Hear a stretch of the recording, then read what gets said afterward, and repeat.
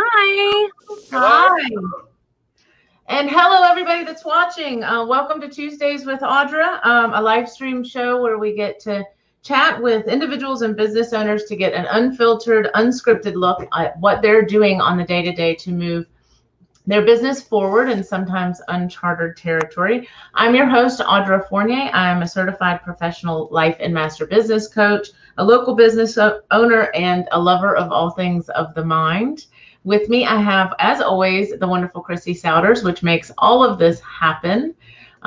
She's going to be backstage making sure that we get all of your questions answered. So put them into the chat section and we will get Mike to answer all of your tree questions. Thank you. Chrissy's going to be in the back. Thank you so much, sweetheart. And why did I call you sweetheart? I never do that. But thank you so much for being with us. And we'll see you again soon. All right. So today is episode number 16. And our topic today is keeping our trees healthy. Our guest today is Mike Lindsey. He is the owner of North Florida Arborist Solutions. I'm so excited that you're here, Mike. Thank you for being with us. Well, thank you. I'm glad to be. So today we're going to we all know it's hurricane season, and there is a lot of information that Mike can share with us. But first, I want to kind of get into, how did you get started in this industry, Mike? After 9/11, I was finishing college and I was going to be a travel agent. There weren't very many jobs in the travel industry at that time. So I needed a job, and a company came about. I had some background. I'd worked in landscape before, and had a general interest in the outdoors. And I went and applied for a job, and they said, well, we want you to climb trees. And I was like, you're going to pay me to climb trees? That sounds like fun. And 20 years later, I never left the industry. It's my passion. It's kind of what I feel like I was made to do. And I just enjoy being outside and helping people. That's awesome. And I have seen pictures of him climbing trees, and it's quite the sight. What is it about being an arborist that you love the most, and kind of what education did you kind of run into to be able to learn more about how to be a better arborist? So talk to us about that. What I like most is giving homeowners affordable, practical solutions to their tree problems and educating them, because a lot of times I feel like homeowners feel like they have a problem with their trees, and in reality there's no problem. They just need a little maintenance, or need to know a little bit more about the trees so that they're not afraid of the trees, and they don't get misinformation from homeowners and landscapers who aren't tree guys. I just enjoy being outside. I like doing physical labor. It's kept me young. So, that's my background of why I like doing what I do. What's the number 1, 2, and/or 3 kind of common things that you run into here in Tallahassee? We obviously have a lot of trees and a variation between oak, pine, palm. What are some of the, a few of the major issues that you run into with trees around in Tallahassee? Probably the biggest issue is that Tallahassee as a city and its growth rate is just reaching that point where a lot of our tree canopy in the neighborhoods is aging. And because the general public isn't knowledgeable enough to know about, maintenance cycles and what they need to do to take care of their trees, those aging trees tend to become problems. Particularly water oaks and laurel oaks.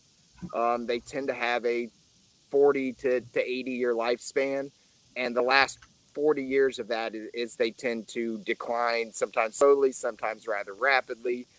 And we have so many water oaks and laurel oaks that they weren't removed when they were little, during the construction process, that in a lot of neighborhoods that are in that 30 to 50 year old range, we have these maturing water oaks that are becoming hazardous trees to parks, homes, people, streets, So identifying those trees and either correct them or removing, which is always the best option. You have to remove it in order to reduce the hazard, is the biggest issue.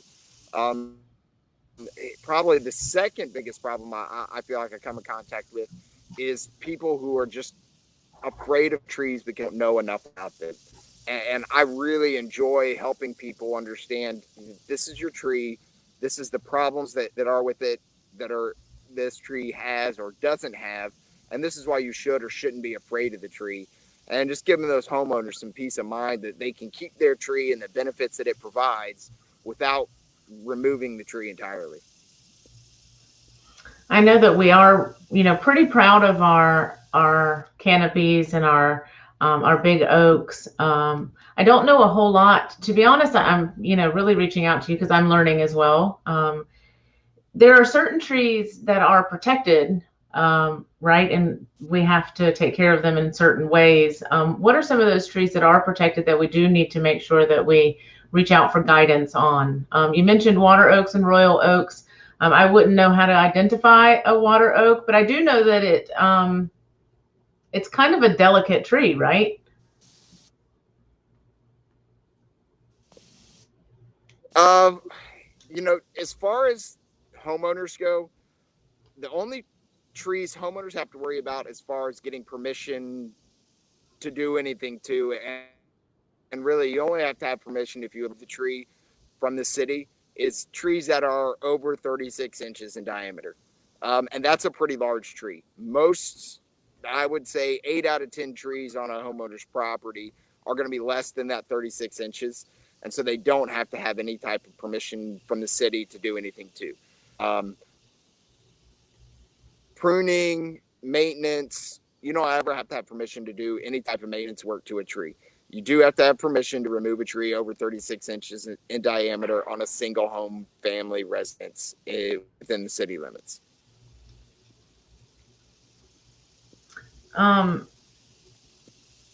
So then we always have to have the discussion each year about hurricanes and their impact on our, tree community. What are some tips that you can give homeowners about when to trim, what to trim, the whole concept around making sure that our homes are safe before hurricanes come along, because they certainly impact our households?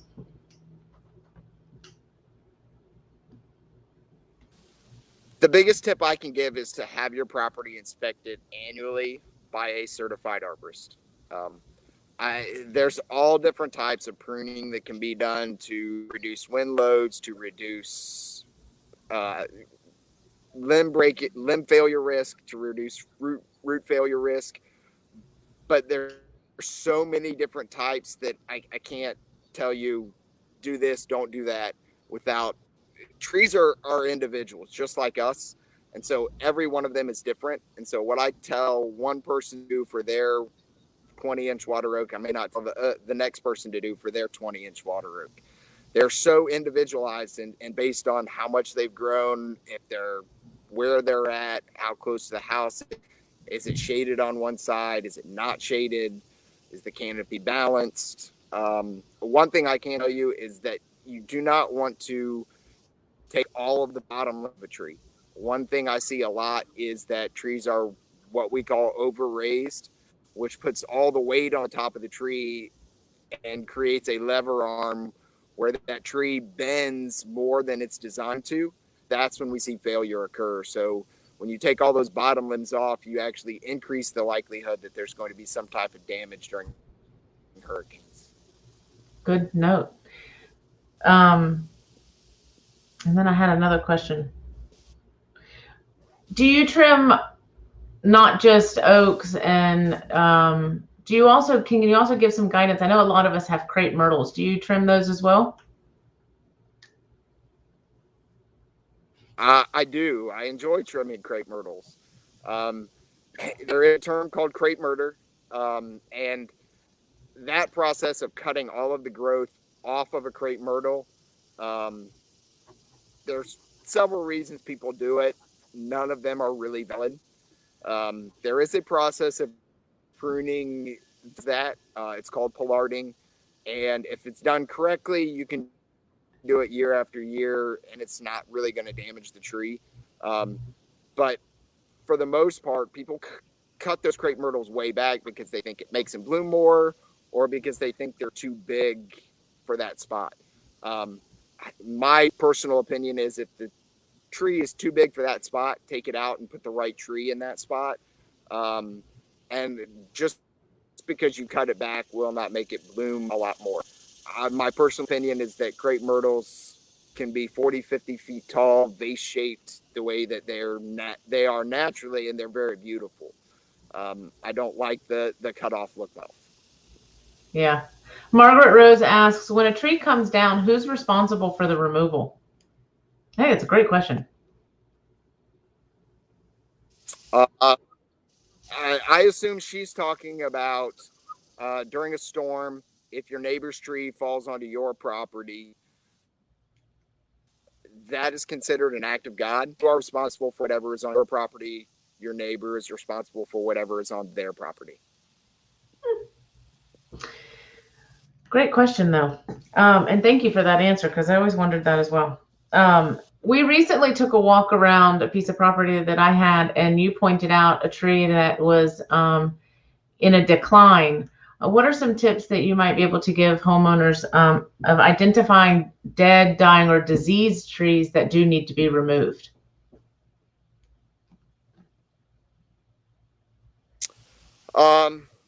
Okay. Obviously, the first thing is if there are no leaves on the tree, or if the leaves are all brown and it's not in the winter, that's a good indication that the tree is dead.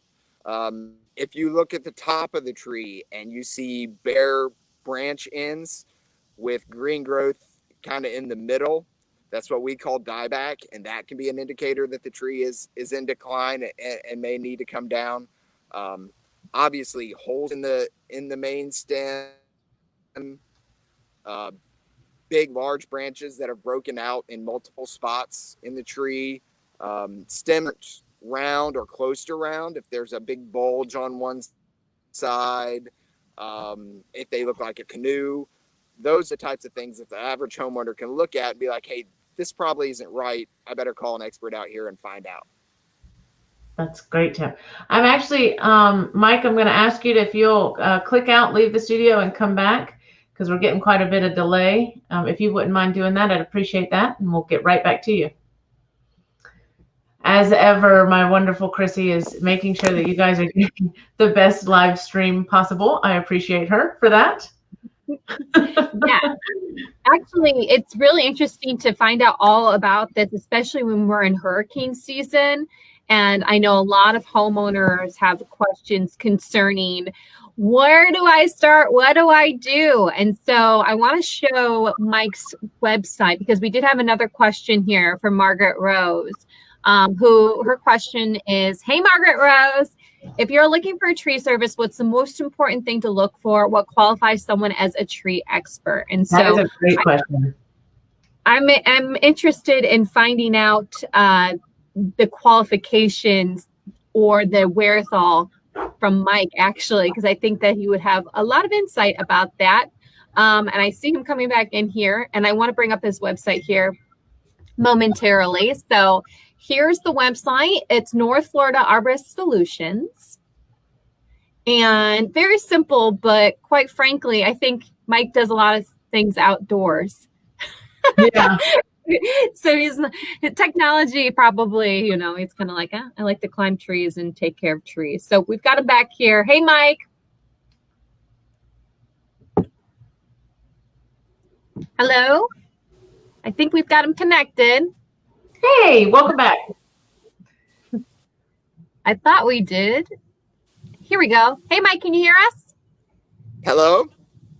Hey. We were just quickly bringing up your website. We had a really great question about when somebody is looking for a tree expert, what kind of qualifications should they look for?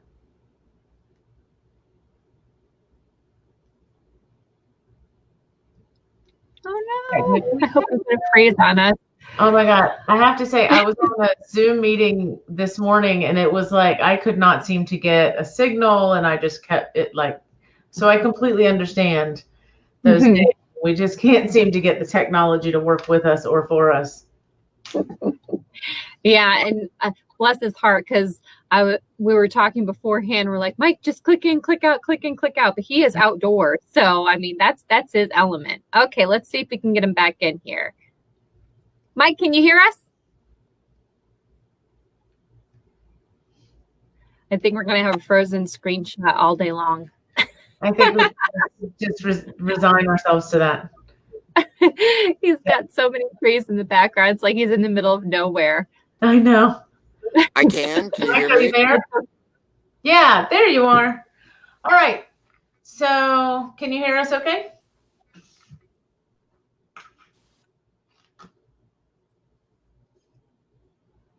Please.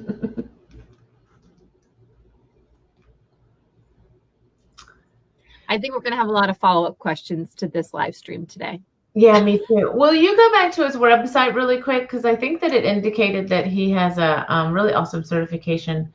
If you scroll down, it says that the International Society of Arborists certifies arborists worldwide, testing their knowledge. So I think, you know, that's a special designation, being able to be a certified arborist.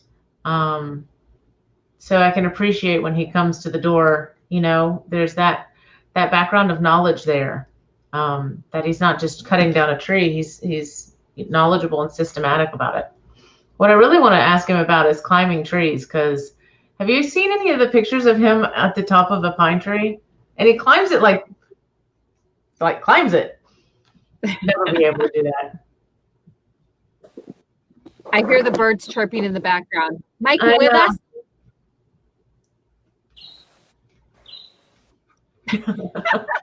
You hear that one chirp of the bird in the background. Mike, you with us? Hey, Mike, if you want to try Wi-Fi this time, maybe the data is not, whichever one you're not on yet, let's try if possible. Okay. Oh, all right. Margaret Rose says, hey, by the way. Hey, Margaret Rose. I love her. She's awesome. So this would probably be part of the qualifications whom you need to look for when you're searching out an arborist, is if they have the ISA certification. I think that'd probably be a good indicator for who would be, you know, someone that can climb a tree on your property safely. And I really like how he was like, you know, each tree is its own individual, and you just have to figure out, you know, what is the health of that, and are they happy in the space that they're in? Are they a risk to, you know, any kind of property? If a tree isn't going to be healthy in a space and it's too big for that space, then it should be removed or potentially relocated. You know what I mean? Really paying attention to understanding how that tree is going to grow and if it's going to be happy in a space. You know, we oftentimes will plant things somewhere because we think, oh, that would be really nice there, but we forget that it's going to be 10 feet tall and, you know, 10 feet wide at some point. And so we need to pay attention when we're planting, you know, is that environment going to be a good environment for it? And Mike, you really went there and said Crepe Myrtle. Is that what you call it? It's like we have this single bird chirping in the background. Go ahead, Mike. I do. Yes. Okay. There we go. Well, I think we're going to have to probably reschedule him for another time here because it's hurricane season. The information is definitely something we need to know. If you guys have any questions regarding tree service and what you do to make your property safe, I think that certainly Mike would be a good candidate to speak out to and ask those questions to. Yeah, absolutely. He's given me a lot of great advice. And you can call him up and he will come over and, educate you on your trees and on your property and give you the health of them and obviously provide any services that you need. But he's really great and is totally educated. Thank you, Margaret Rose. That's absolutely right. Just because someone has a chainsaw doesn't mean that they're qualified. So make sure that if you're looking and need information, you reach out to Mike. He is obviously out in the field, so Wi-Fi doesn't always work very well out there. So do look him up, Mike Lindsey at North Florida Arborist Solutions, and he'll come educate you and give you some advice on what's going on with your trees. And he's just a great resource to have. He's also, if you are in the Killarney Estates area, he is your tree expert inside your local neighborhood magazine, so you can find his information there. He does provide some really great articles and education to keep our neighborhoods educated on what's going on within their canopies. It's really wonderful to have him on today. So, bless his heart. We were trying so hard to get him back here. I know. But we will have him rescheduled, and maybe we can just get him in my office so we can have a sit-down conversation about it, and it'll be a little easier. Absolutely. So thank you, Christy. Like I said, find Mike if you need his services, and make sure that you like our Facebook page and other social media platforms. Next week, we are going to have Mr. Doug Martin on, and I'm really excited about his conversation. He works with schools of Florida, and he's going to give us some great insight into what he's doing out in the community to help the kids and schools be most effective. If you have any questions, thank you. Yeah, you can find Mike Lindsey's information right there on the screen for you if you need to get in touch with him and get some advice before hurricanes come this season. Otherwise, get with us next week for another great interview, Tuesdays with Audra, and we are happy to have all of your comments, and thank you guys for participating today. We'll see you next time. Bye.